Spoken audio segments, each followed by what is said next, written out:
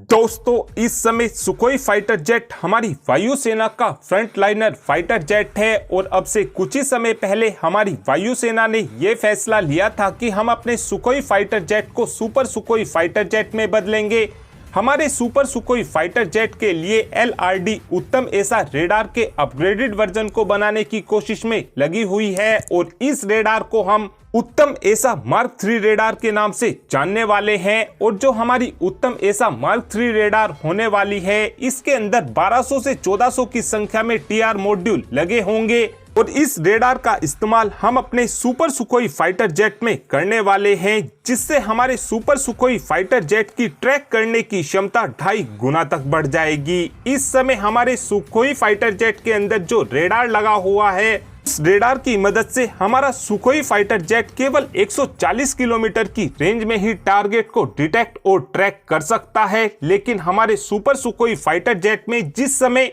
उत्तम ऐसा mark 3 radar लग जाएगी, उसके बाद हमारे सुपर सुखोई फाइटर जेट की ट्रैक और डिटेक्ट करने की क्षमता 350 किलोमीटर तक की हो जाएगी। लेकिन इस रेडार में सबसे बड़ी दिक्कत यह होने वाली है कि इस रेडार में ज्यादा टीआर मॉड्यूल लगे होंगे, जिस कारण हम टारगेट को तो लंबी दूरी से बेशक पता लगा पाएंगे, लेकिन ज्यादा टीआर मॉड्यूल लगे होने की वजह से हमारी रेडार पावर की ज्यादा कंजम्पशन करेगी। इस कारण हमारी रेडार हीट को भी ज्यादा जनरेट करेगी। रेडार की इसी हीट को कम करने के लिए रेडार के अंदर कूलिंग सिस्टम को लगाया जाता है, जिसका फायदा यह होता है कि हमारी रेडार ज्यादा हीट नहीं होती है, जिस कारण दुश्मन देश के फाइटर जेट हमारे फाइटर जेट का पता नहीं लगा पाते हैं। और इस हीट की दिक्कत को दूर करने के लिए ही एलआरडी ने हमारी उत्तम ऐसा मार्क 3 रेडार के लिए एक स्पेशल पेपर कूलिंग सिस्टम को बनाकर तैयार कर लिया है और इस कूलिंग सिस्टम का इस्तेमाल हम अपनी उत्तम ऐसा मार्क 3 रेडार के अंदर करने वाले हैं,